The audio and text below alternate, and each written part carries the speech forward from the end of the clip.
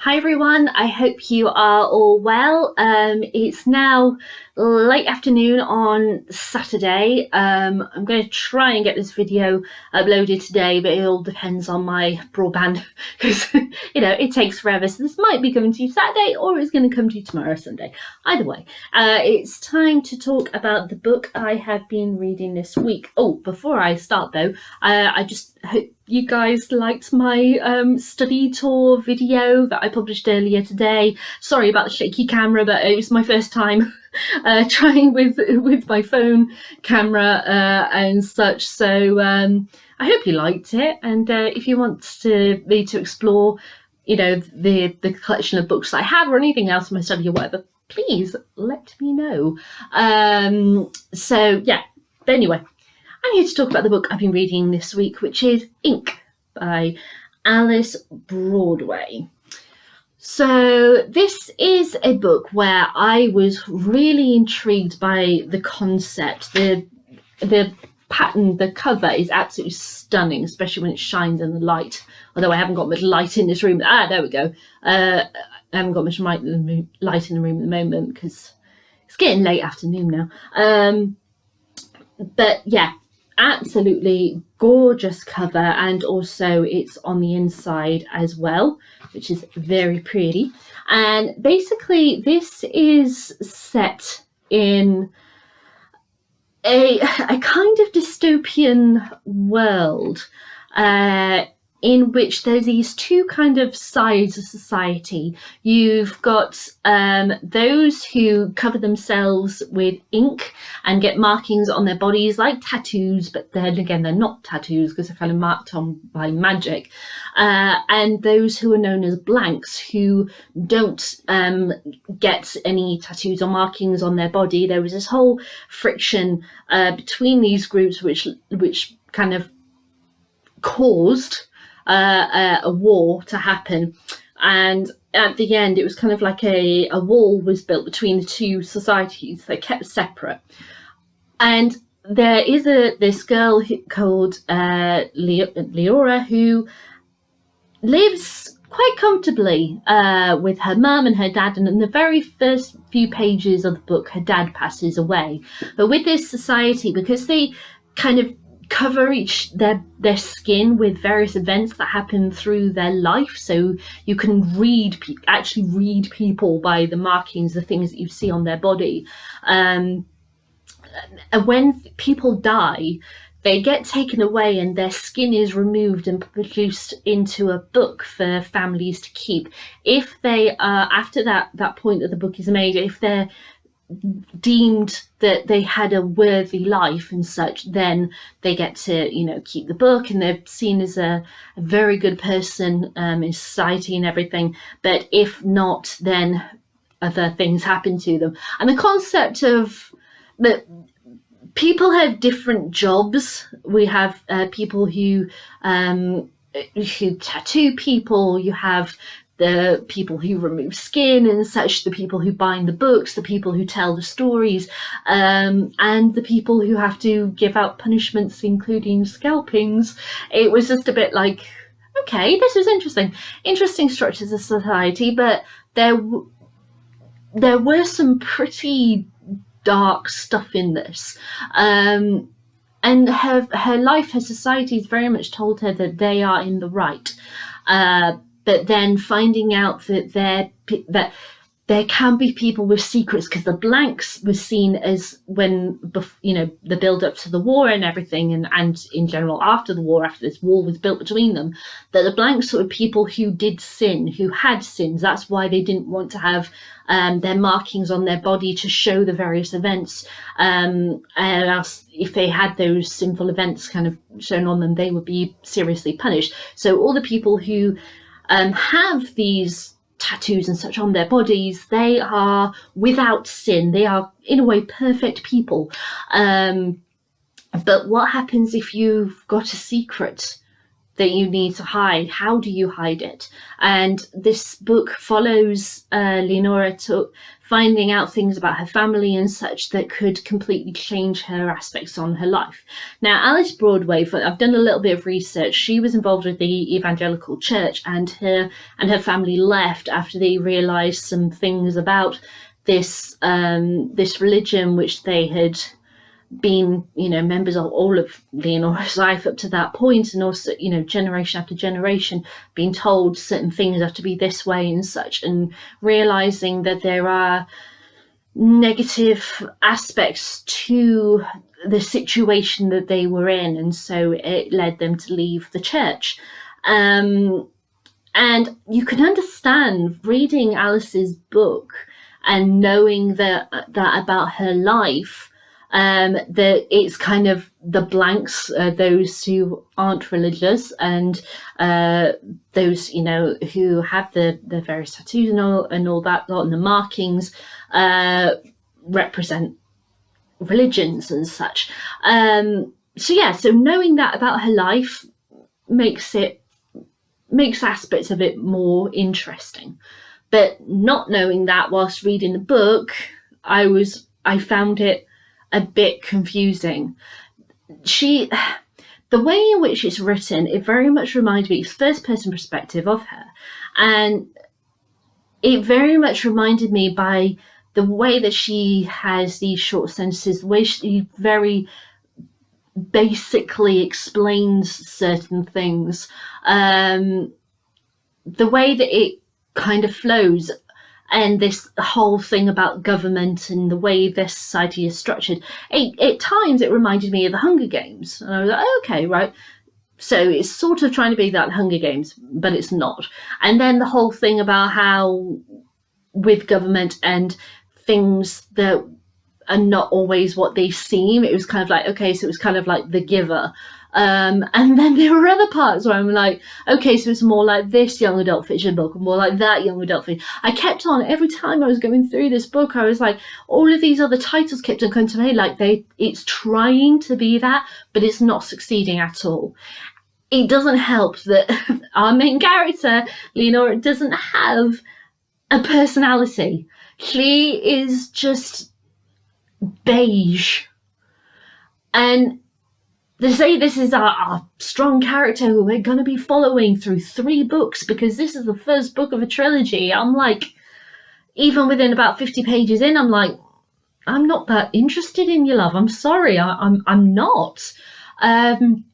She was just so bland, and that then made the story bland and such. And like there are some aspects which I got confused by. So, for example, there is this whole thing about her, the way that she feels about her body, and about when she'll have tattoos and such, because you get one at birth, it's your birthmark, and you get a tree on your back which has the names of your family and everything on it, off all the branches. So there are some that you are set to have, everybody has in their lifetime, but then you get other ones because of various life events. So she's got the key ones that she's allowed to have for her age, but she said, if I were to die today, then my book would be very plain because there's literally like nothing there to show.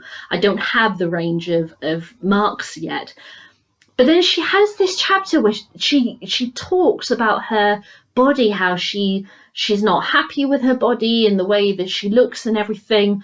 But she only refers to it in that chapter, and I'm like, well, it kind of feels like it's a way to connect to the audience.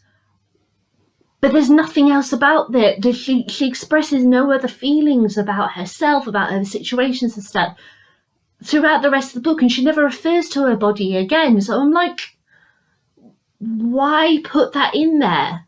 If it's not important for the character, what they're doing, where they're going, etc. Why is it there? Now, you could argue that that is going to be something that will be brought up in one of the later books in the trilogy. So I could be just confused for a small stepping stone, as it were, to a bigger storyline. I get that, but for the book that I was reading, it was just a bit jarring. It didn't help also that there's these fairy stories that get brought up over and over and over again. So at times you're majority of the time you're with her going through the various things, discovering what she discovers, etc. And then all of a sudden you're in a fairy story, and then you're back with her, and then you're in another fairy story, and then you're back with her, and you're back with it. Just oh gosh, it was just so odd. It was trying to be something but not succeeding for me personally. Now, I have a look online, and it has really got mixed reviews, this book, because some people feel a lot like me, where I'm just a bit like, she's really quite dull, not much really happens, I don't understand why she's done XYZ. It's very simple, it's very fast, all that jazz. And then there are other people who find it absolutely mesmerizing, and loving all the magic and the way that society is structured, and the intrigue of the story. So maybe it's just me. Well, it's not just me, because I've just said other people don't like it, but I just didn't find anything really positive to say about this book. And as always, I give a reading, so I'm going to read a little bit of this. So to let you know, this is a bit of an explanation about how society is structured. And I looked through it, and I'm going to read nearly 4 pages, but it really, because the way it's written, it goes so quickly, it kind of feels like it's big letters, as it were, on a page. It just you can see the issues that I have with the writing style of this one. So, I sit on my bed with the old story whispering in my ears. My room is nothing like Verity's. I was never allowed to indulge in my passion for pink, so the walls are white and impersonal. I used to be so jealous of Verity, but now I like it. I open the tall chest of drawers and get my sketchbook, from which it's hidden underneath my tops.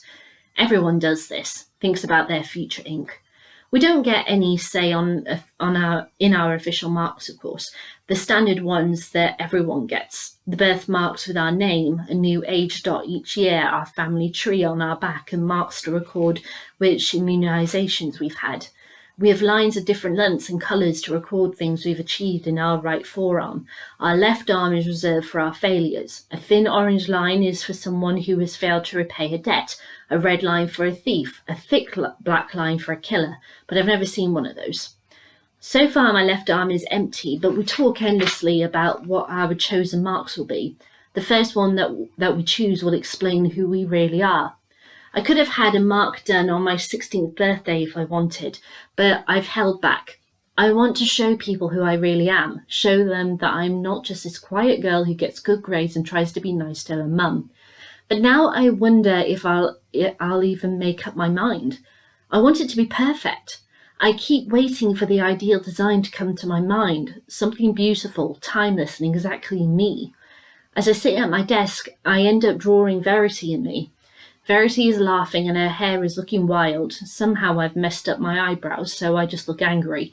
But I quite like it that anyway. After a while I stop drawing. A moth flits around my desk lamp. It's not big enough to bother me, but it makes the light seem eerie as it projects clumsy shadows, and the scuffling sound reminds me of tearing paper and flapping feathers. But I don't turn the light off. I don't like the dark anymore. Over the last month, thanks to Dad's last words to me, watch out for the blanks, Leora. Some of my childhood fears have returned. The sounds that used to lull me to sleep now make my heart race and my mind create new monsters from the old fears. Long before I was born, before the blank resettlement bill, blanks used to live alongside us. I can't ever imagine what that must have been like, a whole set of people who chose not to be marked. It began as one or two who decided not to add their birthmark or official ink, and then it became a rebellion. They refused to get their children inked and chose fines and jail rather than submit to the laws of the land. People used to have to walk past blank, unreadable people every day. My mum told me that her mother remembered it. No one could understand why they chose to reject salvation, why they would live a life that left them damned. But then people discovered the truth, that they had secrets so terrible that they wouldn't dare wear them. It started off with little things. The seams of your clothes, adjusted by the blank seamstress, would burst open, revealing their shoddy workmanship and their marked flesh. Your post would arrive with a telltale mark of tampering, and you know not to trust the blank postmistress any longer. The blank baker sold you stale bread. The blank teacher at school taught your children to lie. The blank doctor gave medicine that seemed to make your children sicker. They claimed not to need marks or skin books for their souls to be cleansed. They called themselves righteous, but their actions revealed the real state of their souls. For in a carefully orchestrated uprising, they showed their true selves. House burned, bodies maimed, skin ripped from the dead, life ripping from the living. So after terrible violence, the marked were forced to fight back.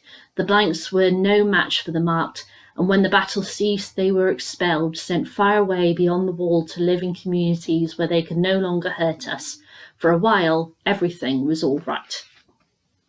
So yeah, it's like that is telling you some really dark stuff, but it feels quite light and floaty and such, but there is some even more morbid stuff. It's a very morbid book, and the thought of people like she's witness to horrific stuff, like scalpings and stuff like that, and it's just a bit like, no, I don't like this. I mean, I like dark stuff, don't get me wrong. I'm not saying it's too dark for me to read, nothing like that. I mean, I love Irvine Welsh, and you know how dark Irvine Welsh is. She's nowhere near that. But it just kind of feels like it goes from one extreme to the other. And it just is just a bit blah. It doesn't feel like this is a first book of a trilogy and this is like world building. This is, where the rules are set. It just kind of like, it's a bit bubbly and a bit bright and airy, and I didn't want that. And it didn't help, as I said, that the lead character has absolutely no personality whatsoever. I really didn't want to be anywhere near her within the first 50 pages of this book, so there's no way I'm going to be reading her for a whole trilogy. It was an interesting world structuring, and knowing what I know about Alice and her, her stuff to do with the church, I get it, but I didn't really get it properly until I knew that about her after I finished the book. So it's not great. So would I read this again? No. Would I recommend this to anyone? No. Would I read any more of Alice's books? No. It's once again a beautiful bound book. This year, the second one this year, where I've fallen for the book cover, but the substance inside is lacking and not good. So, sorry, Alice, it's a no from me. As far as I know, there's no plans to adapt this or anything, so I literally just know the book. So, yeah, and even if it were to come out, I don't think I would want to see it or whatever. It's an okay. I really wanted the concept to go off on this journey. I thought of what it could be, and it turned out to be nothing what I thought it could have been.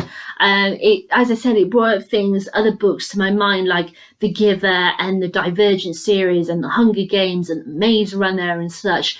But it was just because of a little bit of a paragraph, and then it would go elsewhere, and I just, I can't be having that. So it's a thumbs down to Ink by Alice Broadway. So Have you read this book? I'd love to know what you think. You can leave a comment in the comments box below, or give me a thumbs up, thumbs down, entirely up to you on each side. And I'll be back to announce what my next 5 reads are going to be, and I'm so excited to start on those. But check out my other video, you'll find out what they are. Alright guys, bye!